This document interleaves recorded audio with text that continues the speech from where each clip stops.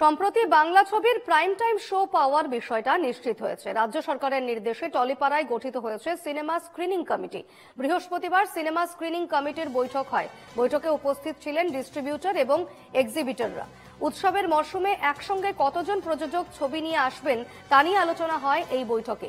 পুজোতে 4টে বাংলা ছবি এলে কোনো সমস্যা হবে কিনা সেই নিয়ে আজ আলোচনা হয়। প্রযোজক এবং এক্সিবিটর প্রত্যেকেই রাজি হয়েছেন 4টি বাংলা ছবি পুজোয় মুক্তি পেলে কোনো অসুবিধা নেই, যার মধ্যে রঘু ডাকাত, দেবী চৌধুরানী, রক্তবীজ 2 ও যত কাণ্ড কলকাতায় আছে।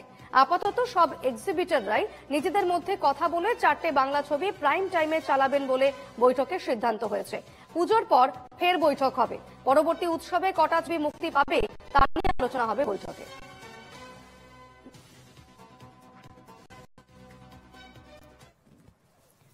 যাদের যাদের ছবি পুজোয় আসার কথা বা অ্যানাউন্স হয়েছে, সব প্রডিউসাররা মিলে একসঙ্গে এবং একজোট হয়ে আমরা ডিসাইড করেছি যে পুজোয় আমাদের এই 4টে ছবি আসছে এবং তারা গ্ল্যাডলি মেনে নিয়েছেন এবং আমাদের টোটাল কমিটি মিটিংয়ে সবাই মিলে ইউনিভার্সালি এটাকে আমরা করেছি যে আমাদের পাস হয়েছে যে পুজোয় আমরা 4টে ছবি আনছি। কারণ আমাদের যেহেতু এখন বাংলা ছবিকে অনেক বেশি প্রায়োরিটি দিতে হচ্ছে, শো দিতে হচ্ছে সমস্ত হলকে, সেটার বেসিসে আমরা পুজোয় 4টে ছবি আসছে আমাদের।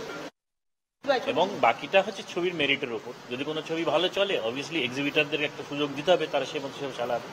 এবং আরও একটা মিটিং হয়েছে, ভবিষ্যতে 2026 থেকে আরও বেশি স্ট্রিমলাইন হবে জিনিসটা এবং একটা পলিসি তৈরি করে একটা পলিসি তৈরি করবে এবং আমরা সবাই ওই পলিসি মেনে চলব। ডেফিনেটলি ভালো একটা আমাদের ডিসকাশন হয়েছে নিজেদের মধ্যে এবং ইম্পা এই উদ্যোগটা নিয়েছে যে সব প্রডিউসার এবং ডিস্ট্রিবিউটর সবাই এক জায়গায় আমরা এসে ডিসিশন নিয়েছি যে পুজোতে আমরা যেই 4টে ছবি অ্যানাউন্সড আছে সেই 4টে ছবি আসবে এবং পুজোর পরে আমরা আবার বসে আবার ফার্দার ডিসকাস করব।